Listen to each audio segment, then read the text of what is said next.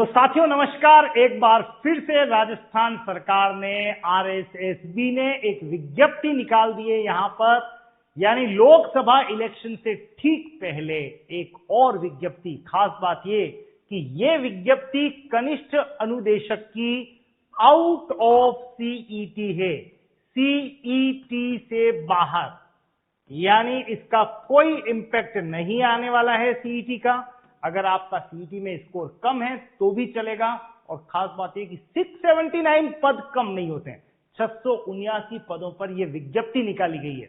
तो देखते हैं इस विज्ञप्ति में क्या है, इसकी क्या शैक्षणिक योग्यताएं रखी गई हैं, कौन इस एग्जाम को दे पाएगा, क्या शैक्षणिक के बाद में आयु वाला जो पार्ट है, यानी आपकी एज लिमिट, कौन कौन इस एग्जाम को दे पाएगा, क्या इसका सिलेबस रहने वाला है, और साथ में कैसे इसमें सिलेक्शन होगा, सब कुछ एक ही वीडियो में। सबसे पहले टोटल पोस्ट अगर आप देखेंगे तो वो आपको दिखाई देगी यहां पर 679 पद है, और ये 4 पद हैं। जूनियर इंस्ट्रक्टर, कनिष्ठ अनुदेशक, पहला कंप्यूटर प्रयोगशाला में, दूसरा रोजगार योग्यता कौशल में, यानी जिन्होंने एमबीए बीबीए वगैरह कर रखा है उनके लिए, तीसरा जिन्होंने इंजीनियरिंग वगैरह अभियांत्रिकी ड्राइंग में कर रखा है, और चौथा कार्यशाला गणना और विज्ञान के अंतर्गत।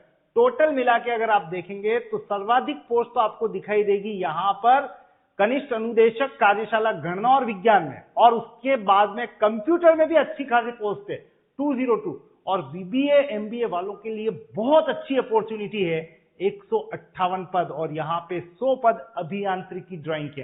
तो बिल्कुल आप कमर कस लीजिए, क्योंकि ये जो टेक्निकल वैकेंसी है एक तरह से, उसके लिए वास्तव में यहां पे बहुत अच्छा मौका सरकार ने हमें दिया है। अब बात आती है यहां पर कि हमें यहां पर इसके संदर्भ में क्या क्या योग्यताएं दिखाई देती हैं। तो देखो, सबसे पहले दोस्तों यहां पे आयु की बात कर लेते हैं।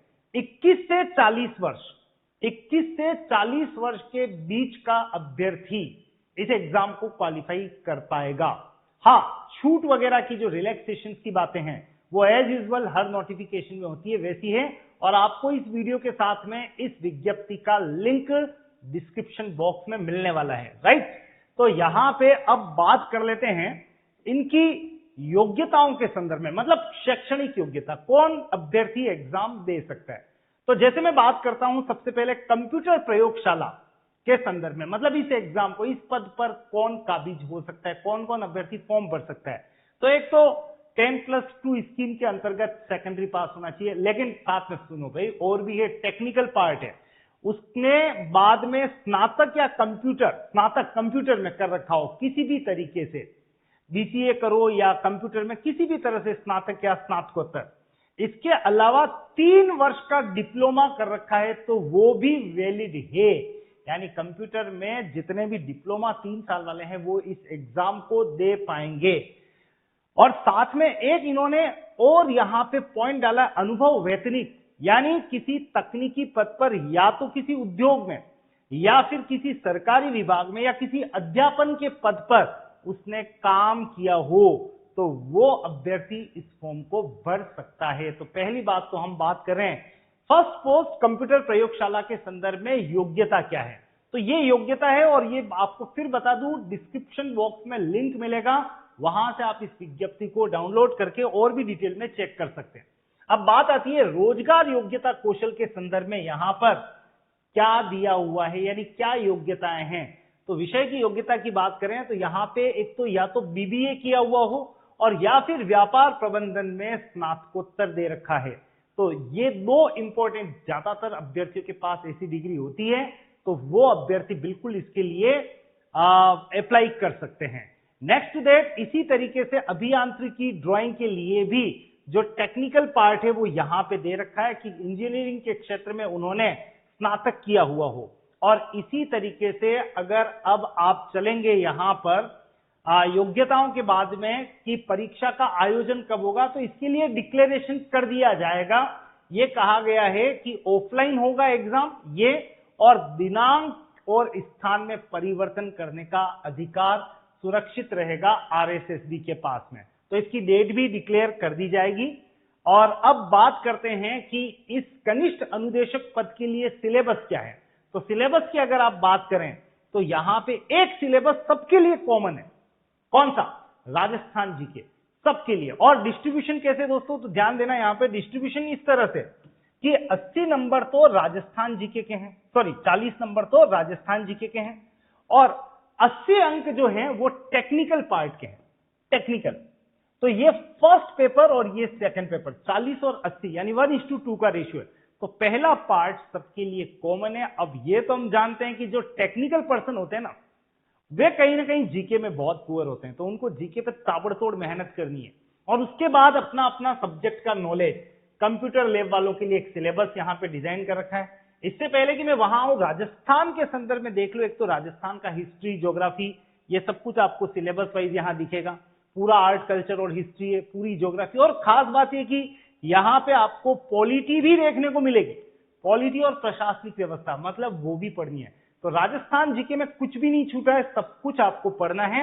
और उसके बाद कंप्यूटर वाले अभ्यर्थी जो कंप्यूटर के लिए फॉर्म भर रहे हैं, तो उनका पूरा एक सिलेबस यहां पे दे रखा है, ये सिलेबस।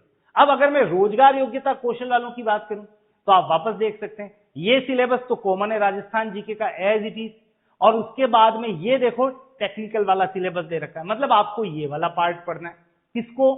जो रोजगार कौशल की बात कर रहे हैं। इसी तरीके से अभियांत्रिकी ड्राइंग वाले सुन लें, यानी इंजीनियर्स वाले, तो उनको भी राजस्थान जीके तो एज इट इज पढ़ना है कंप्लीट, और उसके बाद में इंजीनियरिंग ड्राइंग जो आपने यहां पे तपस्या की है, उसको वापस से पुनर्जीवित करना है और पूरा का पूरा सिलेबस टटोलना है आपको। तो ये था आपका, और साथ में हाँ, ये एक और भूल गए भाई, ये वर्कशॉप कैलकुलेशन और साइंस के जो अभ्यर्थी है, यानी कि कार्यशाला गणना और विज्ञान के लिए जो फॉर्म भरेंगे, उनको यहाँ पे राजस्थान जीके तो पढ़नी है। खास बात ये कि उनको मैथ्स भी पढ़नी है और थोड़ी बहुत फिजिक्स भी पढ़नी है। और हाँ, बता दूं कि मैथ्स की अगर बात आती है, तो आप मैथ्स का ये कोर्स ले सकते हैं, मैथ फाउंडेशन, जो सबके लिए सुपर डुपर कोर्स है, यानी ट्रिक्स की भरमार है। तो फटाफट से आप डाउनलोड करें श्रीजी स्टडी सेंटर, और आप उसमें मैक्सिमम चैप्टर्स जो आपके सिलेबस में यहाँ पे हैं वो देख पाएंगे। इसके अलावा आपके जो भी कोई एग्जाम होते हैं, जैसे इनमें से कोई भी एग्जाम दोगे, तो हर जगह आपको मैथ्स का और जीके का तो रोल दिखेगा ही। तो श्रीजी स्टडी सेंटर की एप्लीकेशन पे वो सब कुछ अवेलेबल है जो इन तैयारियों से जुड़ा हुआ है। तो दोस्तों, आज इतनी महत्वपूर्ण जानकारी आपको मिली है। आई होप कि आपको इसके माध्यम से बहुत कुछ जानने को मिल गया होगा। आप अपनी तैयारी में जुट जाएंगे, और आगे जो भी एग्जाम्स आते हैं उसके लिए भी हम आपको अपडेट करवाते रहेंगे। तो बहुत बहुत धन्यवाद। अपनी तैयारी को ऐसा अंजाम दें कि आप सीधे अपने अंजाम तक पहुंच सकें। धन्यवाद, थैंक यू।